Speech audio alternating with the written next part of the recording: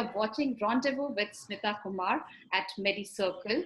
Today, we are having Naveen Kulkarni, who is the CEO of Quantum Zyme, which is a boutique enzyme engineering company focused on application of quantum mechanics, molecular modeling, and molecular dynamics to achieve the maximum benefit of biotransformation. Hi, Naveen. Welcome to MediCircle. Hi, Smita. Thank you for having me on the show. It's a really nice thing that you're doing, especially during this COVID period. We are able to have this conversation. That's really great. Thanks for inviting me on the forum. So, Naveen, tell us more about Quantum. Let me start by talking about the logo itself. If you see the logo, what we have in the center of the logo is something that if you recall from your high school biology or even in primary school, it is an enzyme with a lock and key mechanism. And surrounding that, what you see are electrons indicating the quantum mechanics aspects of what we do. So how does the enzyme, which is more of biology and then quantum mechanics, probably physics or chemistry coming in, and that is what Quantum Zyme is about. Quantum Zyme, as the name says, we are a quantum mechanics, molecular modeling based company. Okay. And we apply this technology or these different technologies in the area of enzymes, which is broadly termed as biocatalysis, which is basically engineering enzymes. Probably I'll explain a little bit more about that as we go forward. Yes. Just in short, the idea here is that there is this, technology, there is a science, and here is a particular industry that can be addressed with this technology. So our idea of Quantum Zyme is to make technology accessible and science, bringing science into the application area. So that was the vision and the dream of the company. That's a little bit background about Quantum Zyme. So how does this application of biocatalysis help in drug development and manufacturing? Just to give you a little bit of perspective, in 2018, Nobel Prize was given in the field of chemistry. And this particular topic for which the Nobel Prize was given, it was called directed evolution. I know a lot of things that I say might be very, jargons or scientific jargons, but I'll try and simplify as much as possible, Smita, and please do ask me any questions on that. Okay, sure. Yeah, so as the name says, directed evolution means we all know about evolution. Okay. And in this particular case, this scientist actually was able to direct the evolution of the enzyme in a particular way for a particular application. Hence, this Nobel Prize was given in the field of chemistry. And this whole concept is not new. It's been there for the last more than 20 years or so. And this is being explored as we talk in a lot of different areas and a lot of different applications. But primarily, when we talk about chemistry, there we use a lot of these inorganic metals and catalysts, which also have non-specific reactions and giving some harmful byproducts. When we look at our own biological systems or living organisms, nature has done an amazing job by evolving all of these catalysts in a way to perform specific reactions.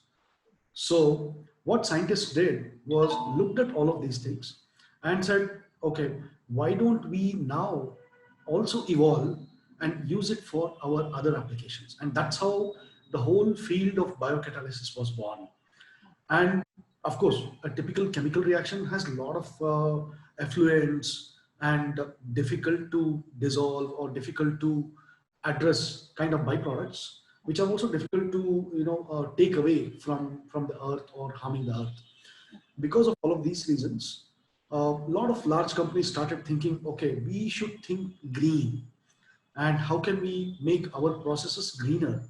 And that is where the vision of Quantum Zyme was formed. Our vision is to develop or make the earth green and clean. And how do we do it? By avoiding usage of these metal catalysts and avoiding all the harmful byproducts and improving a better way of doing chemical productions. And that is done by applying enzymes. So hence the whole name of Quantumzyme, with a vision of green and clean environment. And that's our goal. That's great to know. So Naveen, tell me, what is unique about what you do compared to anyone else? Uh, there are a lot of things. Uh, in the sense, firstly, our uniqueness lies in bringing different faculties of science, Okay. especially. You also asked about how it is used in drug development and so on. What happens in these drug development scenarios or pharmaceutical companies, they are the ones that use chemistry or chemical reactions maximum. And every time they keep coming up with new, as we hear about new drugs, that means that is a completely new chemistry. So when they try to do all of that, of course, they are aware of enzymes, they are aware of biocatalysis, and they are trying to apply all of these to make their reactions greener. But when it comes to Quantumzyme, we are coming from a completely different perspective. Now, a simple thing like quantum mechanics, wherein at a very minute level, again, I should thank the Marvel cinematic universe that they have introduced the whole concept of quantum mechanics to the whole world, right? It is at that level, there is a lot of precision that happens. And internally in all the biological systems, these precise steps that happen will guide how and what kind of products are formed. That is where our uniqueness is bringing these different faculties of science and also using this science to apply for a specific industrial use is the uniqueness of the company. Currently, most of these methods and techniques that we use, they are mostly academic in nature. A lot of universities, they have done amazing job. They have published a lot of good work. But then applying that on industrial scale is a completely different thing. We are probably the first and the only company in the world applying this kind of quantum mechanics, molecular mechanics, purely to engineer enzymes for biocatalysis. And that's the uniqueness of Quantumzyme. Okay. So you are a mentor. Do you think India can be put on the map, global map, in terms of innovations and ideas? Because we Indians are always innovating something. So where do we stand in that? Well, actually, since we brought up the topic of innovation, I should say that innovation, yes, India definitely is a very, very innovative, I would say, ecosystem. And the environment here will push anybody to innovate and come up with new ideas. I mean, if you look at the likes of Flipkart, Ola, they're Yes. nothing but innovation. But however, me coming from scientific background, it is also about inventions, right?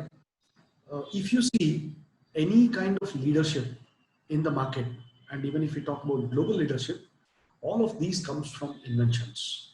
And India is a late entrant into that domain because we are really good.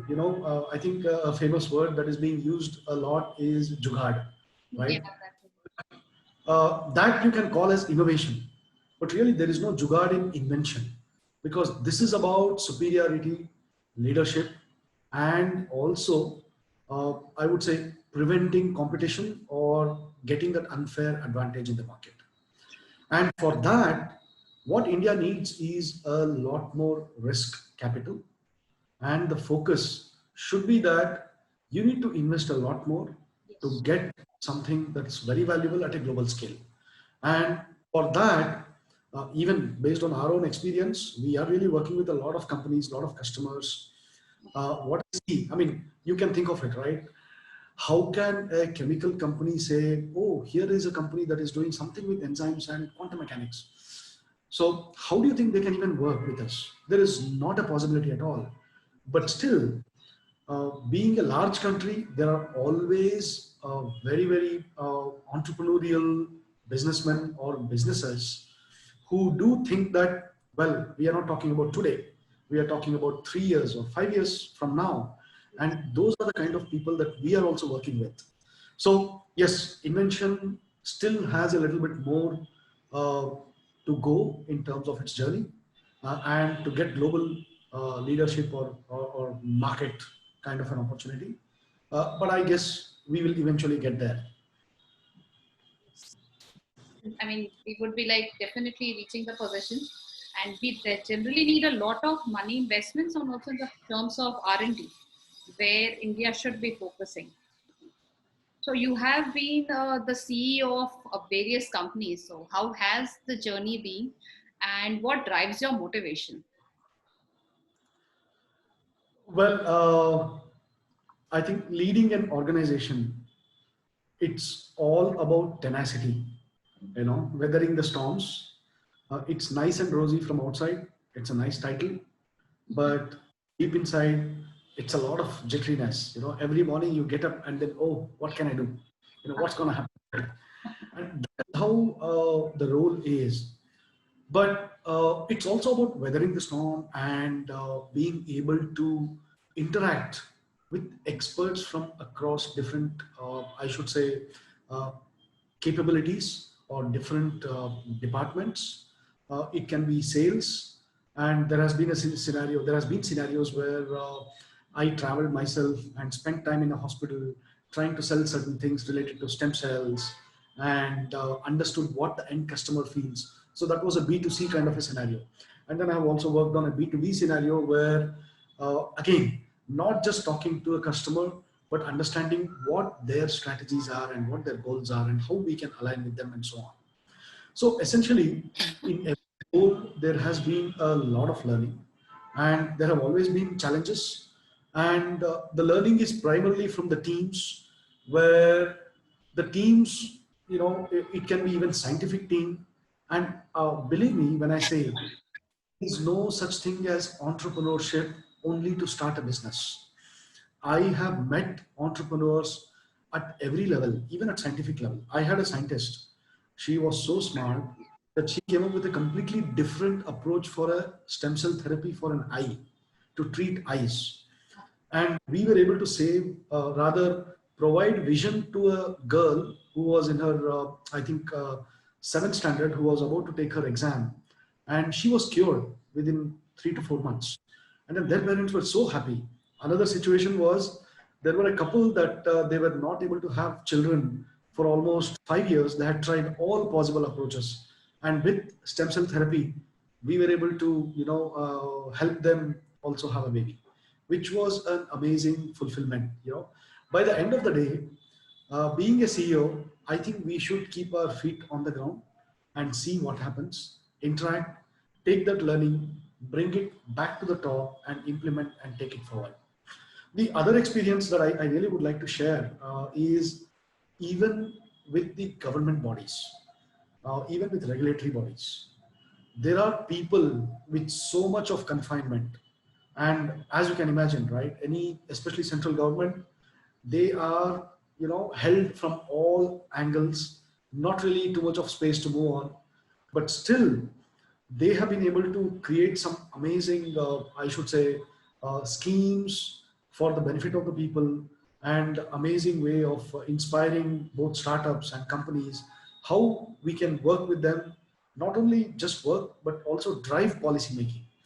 I mean, I have met entrepreneurs at all levels, a vice chancellor of a university who made a big difference in my life, uh, and a head of technology development board, working with so many small startups, small companies, mentoring them, guiding them. So I have been inspired by people from different unimaginable kind of domains that have done an amazing job. So I believe, being in India, it's a great honor. Yes. And I have worked across different countries. I have lived in the US, UK, Europe, and my intent was to come back here and definitely, create a mark, especially from technology. Because if you go back home and then look around, which is that Indian product that you see around you? Probably none. There's nothing, right? So that is where the mindset has to change. There is a need to invest. We say R&D, but I always separate R from D. India is more focused on development, but research is almost nothing. And that is where, when I work with some customers, I try to motivate them, I try to inspire them, look at this. And fortunately for me, they have been amazing customers. Even during this COVID situation, they have also supported us. So there's a lot of learning from them. And then I try to also keep pushing them. Hey, we are working on a 1972 reaction, chemical reaction, and that's being used even today. Time to improve, time to make it better and become competitive. And of course, technology, you need not shy away from technology. We need to apply technology and make use of it and share the benefit. So that is the goal with which I'm also driving Quantum Zyme. And of course, even my current team, it's quite inspirational team that I have.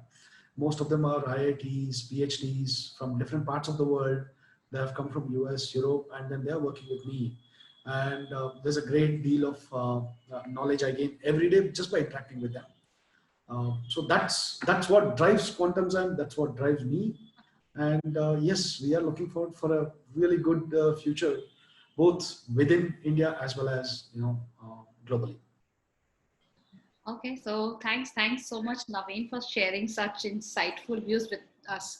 I think chemical reactions are a little bit tougher for most of the people. I think it would be much more easier now to understand it. And beyond Jugaad, I think India must look up to more research and development and more insightful inventions, which maybe definitely would be helpful for the success of India. And it would be like Atmanirbhar Bharat.